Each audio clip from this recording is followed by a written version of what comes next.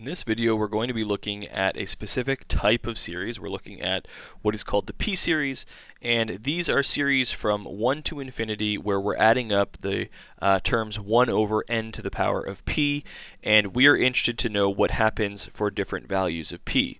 So we have already seen in earlier videos that if we're doing the sum of 1 over n squared, this is going to be p equal to positive 2, and that one's going to be convergent.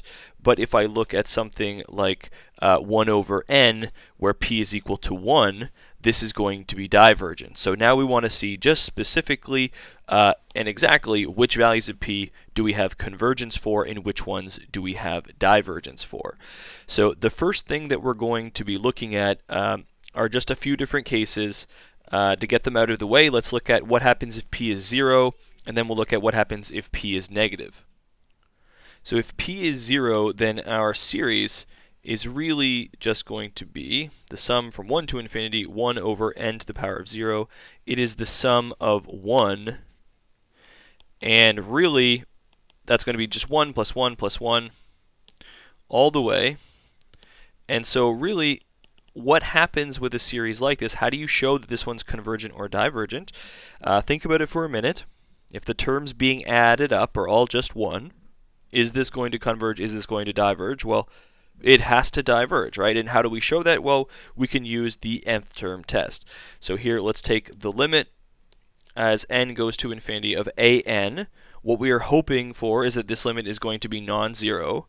And of course, it's not going to be 0 because we know that the terms being added up are just 1. So the limit is going to be 1, not 0.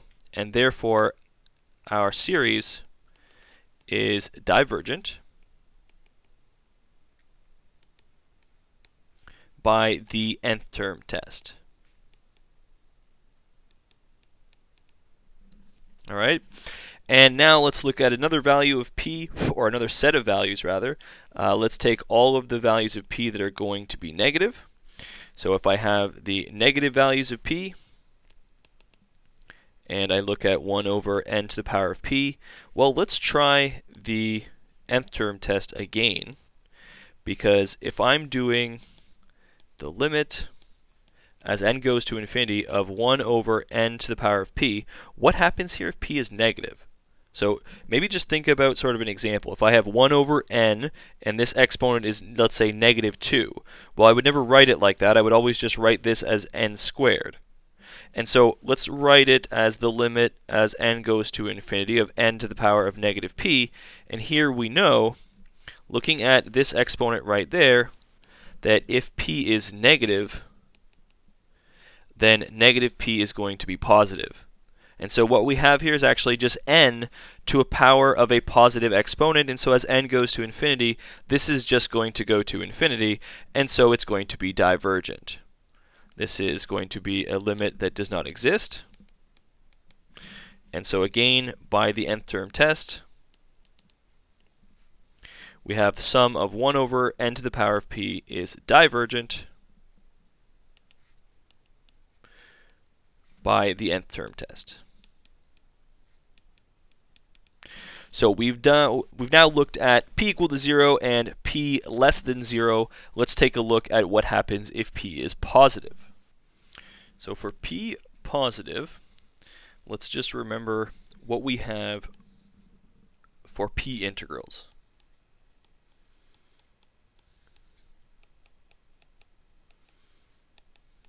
So for p integrals, we know integral from 1 to infinity, 1 over x to the power of p, is going to be either convergent or divergent based on that value of p. Now it's going to be convergent for large values of p, so that's p going to be larger than 1, and we have divergent if p is less than or equal to 1. Now this is very much the result that we're going to use, okay, except that we need to make the connection between the p integral and the p series, and we do that using the integral test. Now, the one catch is that we can only use the integral test if our function is decreasing, and that's specifically why we had to do p equal to 0 and p less than 0 separately, because for those values of p, our function is actually not decreasing, and so we would not be able to use the integral test. Now that we have those values of p out of the way, let's consider what happens if p is going to be strictly positive. Then let's take a look at f of x equal to 1 over x to the power of p, and we have our derivative would be negative px to the power of negative p minus 1, okay, because f of x here is actually just x to the negative p. So fine, we have our derivative. What we want to know, though, is when our derivative is going to be negative. So here, if p is specifically positive, then negative p is going to be negative, which means that this term right here is going to always be negative as long as x is positive. And that's enough for us. All that we actually needed was that our function be decreasing from 1 to infinity, and we have that it's decreasing from 0 to infinity. So our function is decreasing.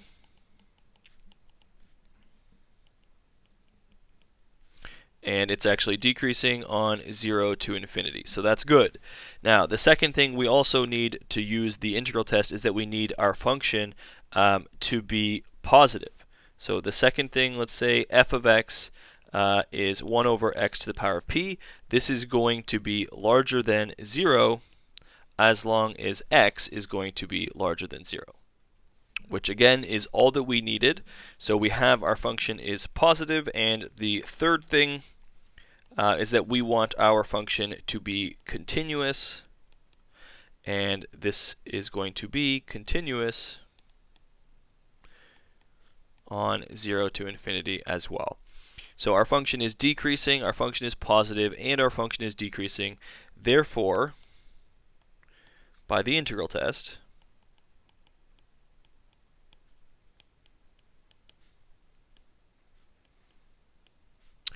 we can conclusively say that the integral from 1 to infinity, 1 over x to the power of p, and our series,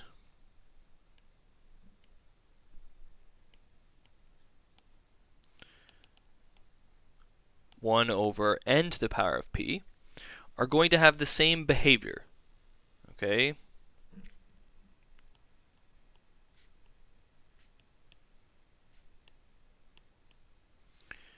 And they have the same behavior for values of p that are positive.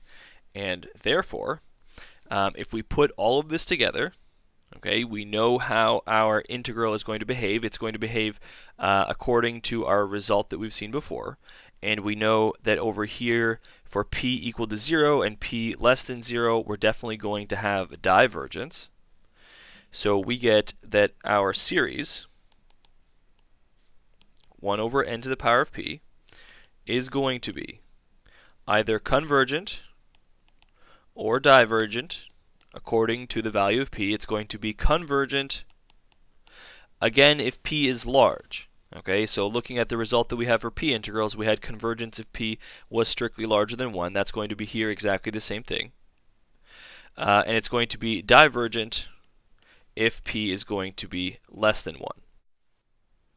We also know from our result for p integrals that if p is equal to 1, that was the cutoff point between convergence and divergence. And specifically, if p was equal to 1, we have divergence. Okay, and that's actually a special series. Okay, this is our result that we're going to be using, but I do want to mention one thing. That cutoff point, that series 1 over n to the power of 1, this is called the harmonic series.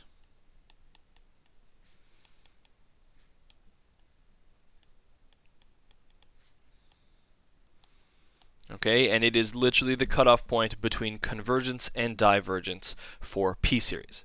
All right, so that's our result for p series. Now, in the future, we should be able to tell just by looking at them when they're going to be convergent, when they're going to be divergent. That's very similar to how we can now deal with geometric series. And so because we have these sets of very familiar classified series, this is going to be the basis for the comparison tests that we will see in the next set of videos. And here, before we move on to the comparison test, let's just sort of take a look at a couple examples. So here, if I take a series from 1 to infinity, and I have 1 over here, n to the power of 3 over 2. This is as easy as the p-series gets. I mean, when I look at this, we would say this is p-series with p equal to 3 over 2. That means it's going to be larger than 1, and therefore this is going to be a convergent p-series. And on the other hand, if I have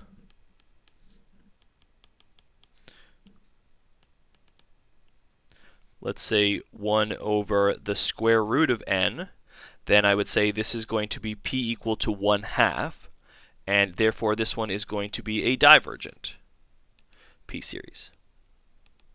So all that you're doing is looking at that value of p, and it immediately tells you whether your series is going to be convergent or divergent.